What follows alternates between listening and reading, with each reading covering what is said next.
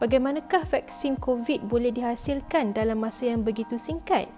Lebih-lebih lagi apabila dibandingkan dengan vaksin-vaksin yang terdahulu yang memakan masa berpuluh tahun kajian dan ujian klinikal sebelum diluluskan untuk penggunaan awam. Mari kita lihat apa yang lain tentang kajian vaksin ini.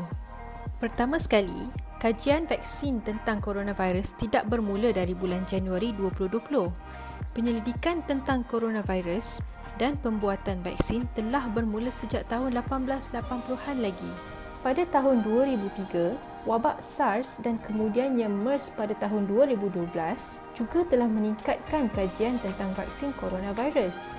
Tambahan pula, kesamaan genom bagi SARS coronavirus 2 dengan coronavirus bagi wabak SARS adalah tinggi. Gabungan informasi ini dengan ilmu penghasilan vaksin telah mengajar saintis dan para doktor tentang cara terbaik untuk menghasilkan vaksin COVID.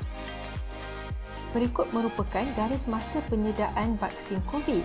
Pada bulan Januari 2020, genom SARS coronavirus 2 yang lengkap telah diterbitkan dan dikongsi secara umum bagi mempercepatkan kajian vaksin. Pada bulan Februari, ujian praklinikal telah bermula bagi calon vaksin yang telah pun siap. Ujian klinikal fasa 1 dan 2 bermula pada bulan April dan ujian fasa 2 dan 3 pula bermula pada hujung bulan Julai. Setelah mendapat hasil kajian, data diserahkan kepada penyela vaksin untuk penggubalan dasar baru yang sesuai untuk penggunaan vaksin dalam keadaan pandemik ini.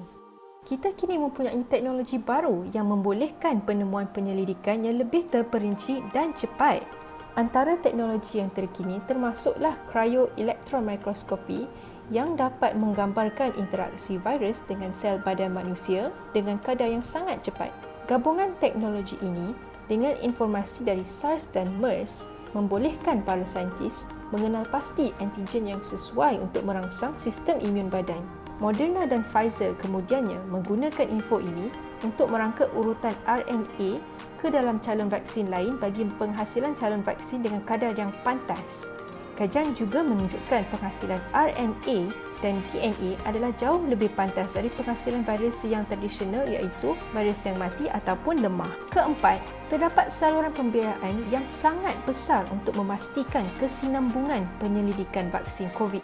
Pihak swasta dan awam, dana-dana amanah, malah dana khalayak ramai telah pun menyalurkan pembiayaan yang amat besar kepada kajian vaksin dan ujian klinikal. Yang kelima, penyediaan vaksin COVID lain daripada yang lain kerana ujian klinikal yang dijalankan secara selari. Fasa-fasa ujian ini dijalankan secara selari untuk mempercepatkan kajian. Contoh, dalam penghasilan vaksin ada fasa praklinikal, fasa 1, 2 dan 3. Tetapi, bagi penghasilan vaksin COVID, fasa 1 dan 2 dan fasa 2 dan 3 telah digabungkan. Fasa 3 dan kelulusan bagi vaksin juga dijalankan secara selari. Penggabungan fasa-fasa ini dapat mempercepatkan penyediaan vaksin COVID demi penggunaan awam, lebih-lebih lagi dalam keadaan pandemik yang mendesak. Dan yang keenam, sesetengah regulasi dan pengawal selia telah diubah suai bagi meluluskan penggunaan vaksin COVID. Pengubah suai dasar dapat memberi pendekatan yang lebih proaktif.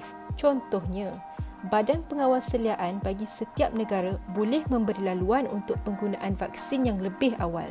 Pelepasan awal vaksin oleh setiap badan pengawal seliaan akan menimbangkan risiko dan faedah penggunaan dan pelepasan vaksin COVID untuk mengurangkan infeksi ini.